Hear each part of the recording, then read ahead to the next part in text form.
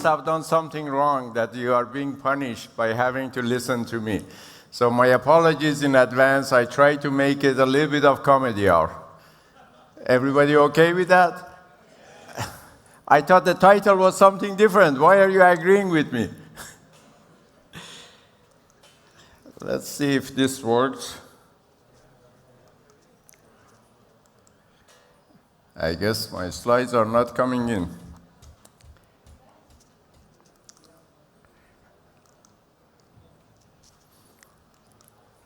Can you see what's going on? Okay. So I have been told I have to tell you jokes. Good thing that I'm prepared on that.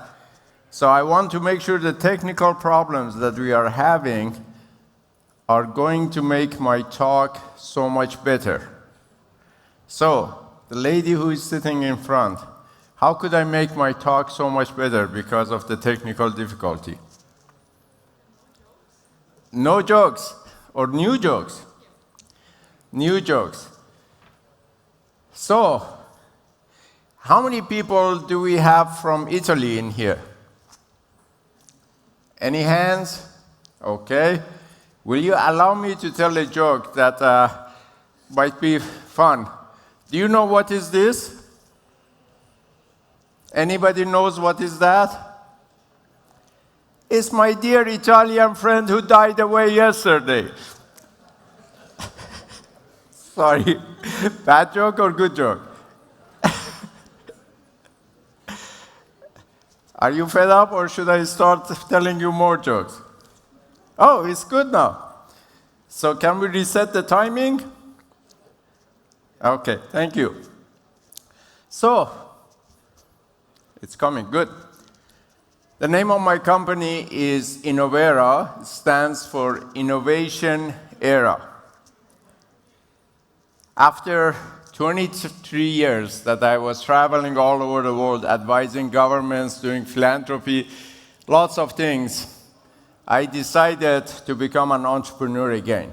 And you might wonder why.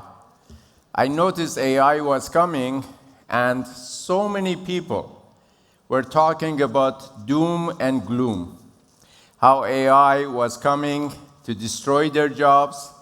And I was seeing many of all consulting companies, advisors, were going and working with big corporations and helping them to become more efficient, to improve gross margins, which really was set up some autonomous agents to replace accounting, legal, call centers, all the personnel.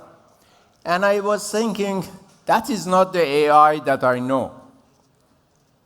Whenever real technology comes, a lot of great change happens. So why don't I go and create a new company that shows all the amazing possibilities with AI? So let's see what it is. It's a system for commercializing the best ideas in the world. My position is AI is flooding the world with opportunity. You may not agree with that, but let's look at what is really happening. One of our biggest customers in Asia told us that they were looking to go into new area, like robotics, like space, like medical devices. What ideas should they follow? It used to be that ideas were difficult. So we asked our system, if we want to go into medical devices, what are the choices? What are some ideas there? How many different things you can take? And it just goes on and on and on. It's a powerful simulation engine that gathers the data on top of Cloud and Gemini and goes and tells you how many new ideas are out there. So then the question comes up, okay, so you gave us 1,000 ideas. Which one of them are good? Which one of them are bullshit? Because AI makes a lot of mistakes. Well, human capacity is the bottleneck. Human being cannot look at 1,000 ideas. So what do they do right now if they want to select an idea? Usually the CEO of a company, the general manager, uses their gut feel and they say, okay, I went to a conference, I saw somebody was talking about implantables or human brain interfaces. Maybe that's a good idea, we should go and follow that. And what's the next thing they do? They go and hire consultants, McKinsey, or BCG, Pricewaterhouse, and say, here, tell us how good this idea is. And those consulting companies take 3 months, 6 months, charge them a few $1 million, give them 100-page. The moment that 100-page document arrives, a week later, President Trump increases the tariffs, and all that information, all that calculation is gone. Or supply chain, because of war, changes. Static answers do not provide proper answers. So they go through lots of trial and error, or don't do anything because they're afraid to make mistake. What if we could take the guesswork out of this? No more guessing. Our system looks at 1.25 million different paths, and I will describe what each one of these paths are. What are the possibilities? For each initiative, it's a simulation engine. If you want to build this building, you don't go and just use your gut feel and say, okay, it should be this high and it should be this kind of material, whatever, by guess. You use a simulation engine, a CAD tool, to go and figure it out. Why would you select business initiative for new growth area based on gut feel? What if you didn't need to even choose one path? What if you had such a powerful simulation engine that you could look at all of these at the same time? Completely different way to look at the world. And why is it important? One example I tell you, in 1920s, 2.5 million people were working on transportation using horses. 50 years later, the number of people who were working on horse transportation was 0. So 2.5 million people lost their jobs. But guess what? Around 20 million new jobs were created on building cars, maintaining cars, gas stations, building the roads, hospitality as people are moving around on the motels, hotels, fast food, McDonald's, hamburgers, fast coffee. All these things were the things that came up in 50 years that nobody in 1920 could think about. So if you are wondering what is happening on AI and what are jobs of future, many of them nobody can think of. But if you have a smart system who can go and look at all corners of the world, every PhD thesis, every science fiction book, everything that has come out, and can go and put this into specific potential way to look at the things. Innovera is creating that system for business strategy who wants to grow. And it's the first business simulation engine. It is AI native, and the model is validated by experts who know that, because we need that to make sure the model works. So we have a business strategy that is being simulated, plus forward deployed advisors, very similar to Palantir 20-some years ago, started to go and have operations simulation engines with forward deployed engineers. If we look at it, all these companies are unicorn. Lots of money they have invested in them. What is their job? Business operations. efficiency, fire people. Nobody is looking at the growth area. We are the first coming into and say, hey, it's going to be a huge number of new jobs. If you look at what are the growth consulting business, $65 billion is that business. Guess what? We are going to come and eat their lunch. Absolutely. Very, very humble opinion. If you go and use these consulting firms, you get clarity and accuracy, but it takes them 3 months, 6 months to give you something, and it's only valid for a few weeks till the conditions change.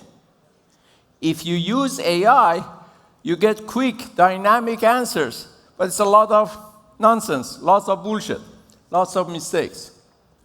We try to come and give you the right thing that you can trust and have it so that it really leads you and guides you so you can execute. This wasn't possible till now. Many times people say, why are you doing this? Well, if you look at it, VCs don't just look at numbers. They look at people, markets, go-to-market strategy, all of those things. Why shouldn't we do the same thing? Why not look at opportunity validation, market research, competitive analysis, product and technology, go-to-market, financial modeling, unit economics, the talent, all of these simultaneously, and have it be validated by human being, and have a very powerful reasoning graph that puts the judgment into it. How do we know judgment? Well, I started 10 companies before. 3 of them failed. I got fired twice. But 7 of them were successful, and 4 of them became multi-billion-dollar unicorn IPOs, not just paper unicorn. We have lots of paper unicorns. Real companies, real profits, real valuation. And since 6 months ago, we started to work with people. We have got 82 multi-billion-dollar companies on our pipeline, and 20 of them have started to really enjoy this, and they keep referring us to other people. So guess how many salespeople we have? I'm the head of partnerships, because this friend of mine who is chairman of this one refers me to another and another and another, and business comes to us. Very different approach. We help companies to enter new markets, develop new products, do business incubation, or R&D commercialization. Sometimes the answer is don't develop it yourself. Go and buy this startup. Go and do a joint venture with this bigger company. License this from someone. And when we come and talk to a company, we don't charge them millions of dollars. $25,000. You say, hey, 2 weeks, $25,000. We create a model for you that you can start to do simulation. And if you like it, select that. You want another idea, another $25K. Another idea, another $25K. As they learn how to do simulation, they start to think, oh, simulation is cheap. Why don't I simulate a bit more before I put big money in there? And based on how much money you want to put in, how many people you want to reskill, and how much of IP you have that you want to leverage, it gives you answers on which path over millions of different paths to take. And at some point, they come and say, hey, give us a discount, we want an enterprise license. Slowly, they walk into that. Our team, the person on the left side, left of me, Professor Pedram Mokrian, is a genius guy, professor at Stanford. He also, for 7 years, was at Mayfield File, $4.5 billion sustainability fund to invest in new energy. And he put all of that knowledge, plus his PhD was in stochastic multipath portfolio optimization. And what we did was took that, which is for capital allocation, plus issues related to human beings and the IP. And we put that all together. And I have a bold claim. In 5 years, no company is going to do an initiative without Innovera. So we will see. Maybe I see you in 5 years and see whether we were successful to eat the lunch of all of those consulting companies. If you like that, come and work with us. Happy to work with you. Love you all. And hopefully you enjoyed my jokes. Take good care. Bye-bye.